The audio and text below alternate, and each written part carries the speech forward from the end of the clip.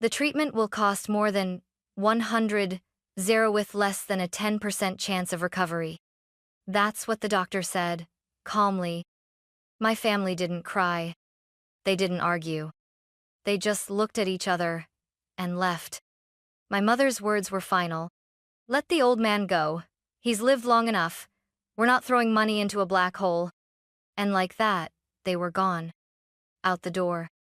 Out of our lives. I was 17. Broke. Angry. Terrified. But I stayed. I emptied my college savings. I signed repayment forms. I took a job cleaning floors at the same hospital. Because he wasn't just an old man. He was my grandfather. And I refused to let him die alone. What they didn't know was she'd live another 7 years. And I'd become everything they said I couldn't be. When he died peacefully at 91, they came back. Not for him. But for what he left behind? The hallway was too quiet. I could still hear the echo of their footsteps long after the elevator doors had closed. I stood there, alone, clutching Grandpa's medical chart in one hand and my half-empty wallet in the other. My mother had been the last to leave. She didn't even look at me. Just tossed a cold glance over her shoulder and said, "You can stay if you want, but don't come asking us for anything later." Then she was gone. The nurse beside me shifted uncomfortably. "Are you Caroline?" I nodded, my throat tight. "We'll need someone to sign the financial responsibility forms. The insurance only covers about 30% of his care. Without intervention, he won't make it through the week." I didn't hesitate. Not because I wasn't scared, God. I was terrified. But because I couldn't bear the thought of him waking up in pain and realizing no one had stayed. I signed every form they handed me. The stack felt like a legal execution. I handed over my college savings, 200 scraped together from scholarships and summer jobs. Then I called the HR office downstairs and begged for a job, any job. By 6 p.m., I was scrubbing floors in the pediatric wing. By 10 p.m., I was back at Grandpa's bedside, holding his hand while machines beeped and buzzed around us. He didn't wake up for 3 days. When he finally did, his voice was weak, his eyes watery. But the first thing he whispered was, "You stayed." I nodded, tears blurring everything. Always.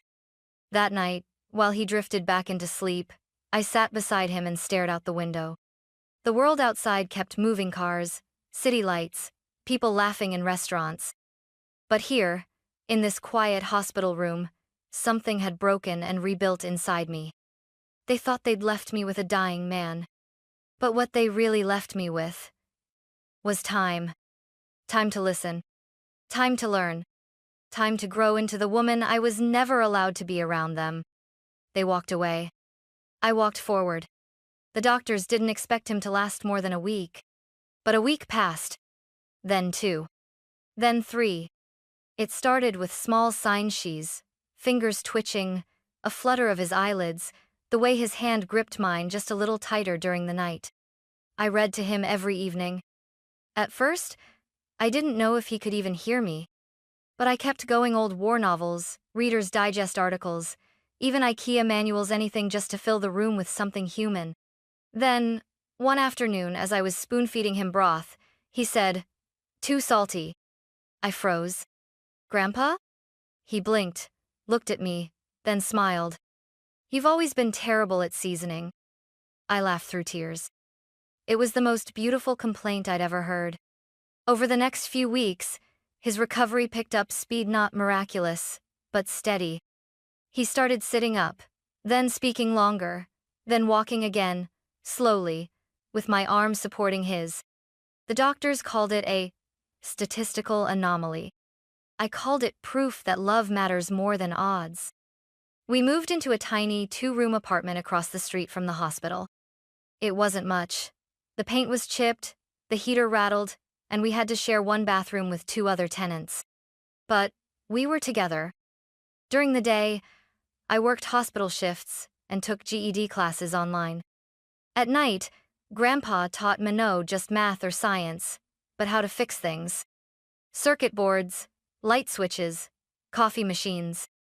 Most people throw stuff out when it breaks, he told me once, handing me a soldering iron. But if you understand how something works, you can rebuild it. That goes for machines, and it goes for people too. Those lessons, in that tiny kitchen with a flickering overhead light, changed my life. They weren't just about wiring or tools, they were about self-worth, about choosing to repair rather than abandon. One evening, he watched me replace a broken switch in our microwave. He nodded approvingly and said, "You know, you've got the mind of an engineer." I shook my head. "I've got the mind of a janitor who doesn't want to burn soup." But secretly, I let that compliment burrow deep inside me. It was the first time anyone had ever believed I could be more than what I was born into. He wasn't supposed to live, but he did. And because he did, I started to live too. The silence from my family became permanent. At first, I thought maybe they just needed time. That once Grandpa was out of the hospital, they'd come around. But then the bank account my mother used to help me manage closed. The family phone plan I was on disconnected. And the last message I ever got from her said, "You made your choice. Don't expect anything from us ever again." No explanation. No conversation. Just erased. I cried for days. Not just because it hurt, but because I knew they didn't even miss me. Not really. Grandpa saw it in my face even when I tried to smile. He never spoke badly of them. He just said, "Some people only know how to love when it's easy. You're not one of those people." Money got tight fast. I was working double shifts, cleaning the hospital at night and assisting at a supply desk during the day. I studied for my high school equivalency exams between mopping floors and folding scrubs. I skipped meals sometimes so Grandpa could have a better one. He hated that. So he made me a deal. He'd teach me everything he knew: mechanics, basic programming, blueprint reading if I promised to charge people for the work. By month 3, we had a shoebox full of cash labeled repair fund. By month 6, the neighbors were knocking, asking for help fixing appliances, rewiring lamps, even building backyard irrigation timers. We never advertised. But word spread.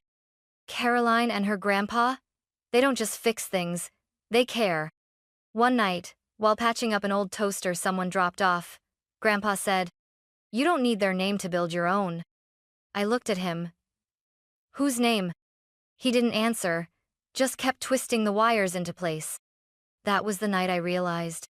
He knew exactly what he was preparing me for. Not revenge, not payback, but independence. A life beyond anyone else's permission. That year, I earned my GED. The following summer, I was accepted into a part-time tech program for women in STEM. I almost didn't apply. I didn't think I belonged. But Grandpa said, "The people who belong aren't the ones born into rooms. They're the ones who build doors." So I built mine, and I walked through it. 7 years. That's how long it's been since they walked away. 7 years since I signed hospital forms with shaking hands and a college fund I no longer had. 7 years since I became the girl who stayed. And in those 7 years, I became something more. I became Caroline Green, not just the girl with a soldering iron and a mop, but a builder of systems, a fixer of what others threw away, a woman with a name that meant something beyond the family that abandoned her. It started in our garage. Grandpa and I built a prototype for an emergency fall sensor. Something simple, wearable, affordable. We tested it for months. Grandpa even fake fell around the kitchen just to help. We pitched the design to a local clinic. They loved it. Soon, we had our first tiny grant, then a second, then a small team of 2 interns who believed in the idea enough to work for coffee and hope. We named the project Safe Step. By year 5, we were registered as an LLC. By year 6, we had contracts with 3 elder care facilities in the state. And by year 7, our devices were protecting over 10,000 senior citizens. Grandpa became our advisor, our mascot, our favorite test subject. But more than anything, he was my anchor. Every decision, every late night, every design sketch taped to the wall, And he was there. He didn't always say much, but when he did, it mattered. Success means nothing if it makes you forget who you are. The local paper ran a story on us one winter. From hospital janitor to CEO, the woman who built her future from a broken past. I didn't send it to my mother. I didn't need to. The story made its way around town, around extended family, around everyone who once said I was wasting my life on a man already dying. I didn't gloat. I didn't call. I didn't respond to the cousin who emailed, "Hey, long time have you been?" Because I knew something they didn't. My name didn't come from them. It came from every night I didn't quit. From every screw I turned. Every bill I scraped to pay. Every word Grandpa whispered when I didn't think I could do it. He was 91 when his health began to fail again. Slower this time. Gentler. He still drank his morning coffee. Still gave me feedback on my code. Still smiled when I walked into the room. But we both knew. This time, he wasn't going to recover. And for the first time in years, I was the one who didn't want to let go. He passed away on a Tuesday morning. The light outside was soft like the world already knew it needed to be gentle.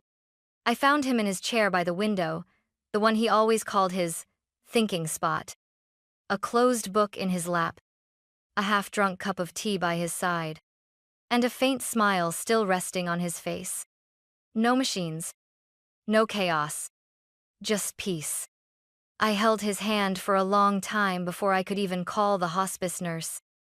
Not because I didn't know what to do, but because I wasn't ready to live in a world without his voice. The funeral was small, just like he wanted. No flowers. No grand speeches. Just neighbors, a few colleagues from our early Safe Step days, and the nurse who once said he was the kindest patient she'd ever met. I was standing at the edge of the churchyard, thanking people as they left, when I heard the sound of heels on gravel. Expensive ones. I turned and froze. There they were. My mother. My uncle and his wife. My cousin in a sleek black suit like he was walking into a stockholder meeting. They looked around like they were tourists at someone else's grief. My mother opened her arms, as if the past 7 years hadn't happened. "Caroline, sweetheart, you've grown into such a woman." I didn't move. Didn't speak. She tried again. "I know things got messy back then, but we're still family. And your grandfather, he would have wanted us to be together for this." I wanted to laugh. To scream. To ask if she remembered leaving me in that hallway like a used tissue. But I didn't. I just nodded toward the chapel. "He's inside. You have 5 minutes." After the service, as I was gathering programs and quietly folding the donation slips for our new elder care grant, she came up beside me again, this time with that tight smile I remembered from every passive-aggressive birthday dinner. "So, about the estate," she said lightly. "We assume there's a will. Your grandfather wasn't careless." I met her eyes. Flat. Emotionless. "There is," I said. Her smile widened like a net. "Wonderful. We'll need to discuss how everything will be divided." That was when I finally spoke. Really spoke. "You left him to die in a hospital bed, Mom. You didn't visit for 7 years. You never called. You never once asked if he made it. You only showed up now because you think he was worth something." She blinked, just once, but it was enough. Then she snapped, "Don't be dramatic. You're still his granddaughter, but we're his children. He wouldn't cut us out." I looked down at the wooden envelope in my hand, his will, sealed, notarized, and already in the care of his lawyer. "You'll find out tomorrow," I said quietly. But just know he wasn't nearly as forgiving as I am. The next morning, I arrived at the law office 15 minutes early. Not because I was nervous, but because I had been preparing for this moment for 7 years. Mr. Alton, my grandfather's attorney, greeted me with the same soft professionalism he always had. He had known Grandpa since the Safe Step prototype days. He'd helped us file the LLC paperwork. And now, he'd helped close the chapter. The conference room smelled of polished wood and old paper. I took a seat at the end of the long table. In front of me sat a sealed envelope and a small wooden box, the one Grandpa had asked me to keep unopened until this very meeting. Minutes later, the rest of them arrived. My mother walked in like she owned the place, in heels too sharp for her words. My uncle followed, face already tight with expectation. My cousin sat across from me, smirking like he was already spending the inheritance. No one said hello. Mr. Alton cleared his throat and began. This is the last will and testament of Walter H. Green. Dated, notarized, and confirmed on his 90th birthday. He paused, then looked at me. Miss Caroline, would you please open the box now? I nodded and lifted the lid. Inside was my grandfather's pocket watch, the one he used to wind every morning at 7:00 a.m. Tucked beneath it was a flash drive and a folded note. I slid the drive toward Mr. Alton.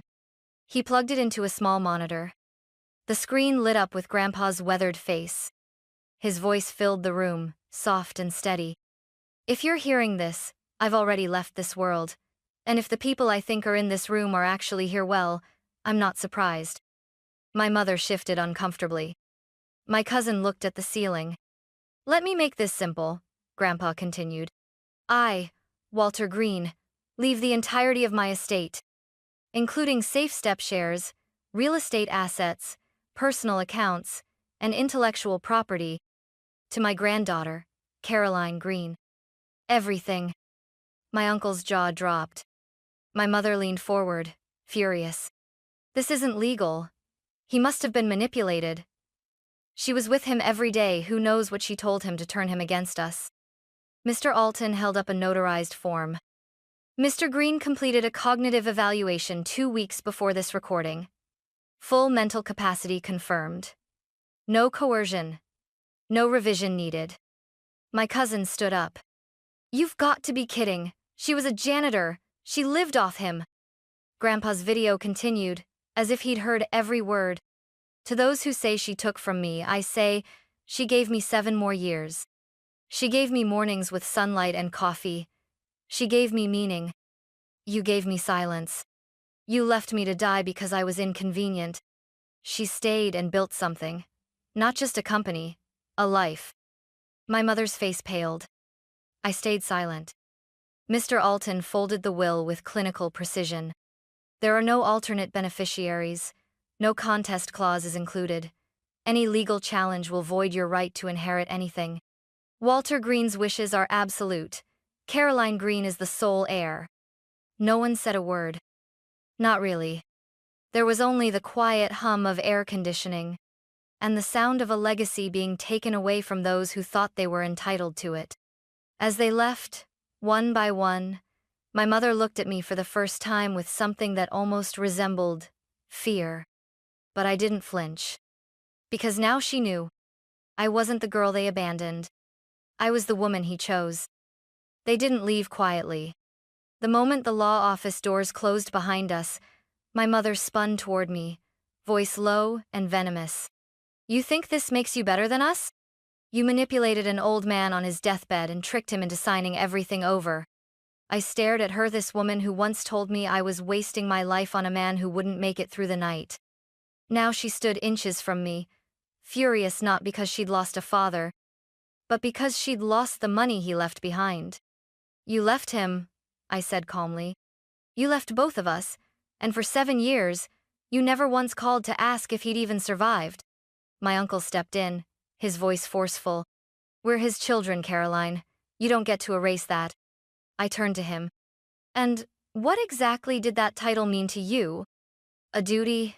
A bond? Or just a birthright you thought guaranteed a payday? He clenched his fists, like words weren't cutting deep enough. We can challenge the will, my cousin snapped. We'll go public. We'll tell the press you manipulated a dying man with dementia. I smiled, not because I was amused, but because I was ready. Go ahead, I said. And I'll release the full unedited footage of Grandpa's testimony, his medical evaluations, his daily journals. I'll publish his handwritten letters about what each of you died or didn't do when he needed you most. Let the world see the kind of family you really were. They were silent. But I wasn't finished. I reached into my bag and pulled out one last envelope. This, I said, handing it to my mother, was written by him a month before he passed. It's not legal, it's personal. She hesitated, then opened it. 3 words, handwritten in Grandpa's sharp, steady script. You walked away. Her hands trembled. She crushed the note in her palm like paper could erase shame. For the first time, she didn't speak. Not a curse. Not a plea. Just silence. And that silence said everything. I turned to leave, but paused at the door. You lost the inheritance, I said without turning back. But worse than that, you lost him. And the truth is, you lost him long before he died. I didn't take anything from you. You gave it all up the day you chose convenience over love. They watched me walk out into the sunlight. And for the first time in my life, I didn't feel small beneath their gaze. I felt whole. Not because I had won, but because I had survived, because I had stayed, because I had built something beautiful from the ashes they left behind. And because, in the end, he chose Minot just with his will, but with his time, his trust, and the quiet, unwavering love of a man who saw value in the very person they once abandoned. 6 months later, the house was quieter than ever, but not lonely. I kept the kettle he loved, the chair by the window, and the pocket watch, which I still wound at 7:00 a.m., each morning like a ritual, like a promise. But what I did next wasn't about mourning. It was about building. I used a portion of the inheritance to launch the Green Foundation, named not just for Grandpa's surname, but for the man who grew hope out of neglect. The mission was simple: to provide technical training and emotional support to teens and elderly individuals who had been abandoned just like we had been. We started small: 3 laptops, 2 folding tables, and a rented room in a community center. But the day our first student built her own basic fall detection device and shouted, "It actually works," I felt something click in my chest. That joy, that spark, that was him living on. A year later, we opened our first permanent workshop space. 5 years after that, one of our scholarship recipients became a lead developer at SafeStep. And when she invited me to her graduation, she said, "I never had a real family, but your foundation made me feel like I mattered." I gave her Grandpa's favorite wrench, the one he always said fixed more than circuits. "You do matter," I told her. "And don't ever let anyone make you forget that." I still live in the same house. The company is bigger now, but my life is still simple. No lavish mansions, no flashy cars, just purpose and peace. Because I know what wealth really is. It's the extra 7 years I got with him. It's the lives I've helped repair. It's the girl I used to be, and the woman I became because I stayed when no one else would. Sometimes I think about the day they left us at the hospital, about how broken I felt. And then I look at what came from that moment. Not bitterness, but belonging. Not revenge, but restoration. Not inheritance, but legacy. Tonight, I'll wind the pocket watch again. And one day, when I know someone else is ready, I'll pass it on. Not because it's valuable, but because it carries everything that matters. And I'll say what he once told me. You stayed. You built. And now, it's yours.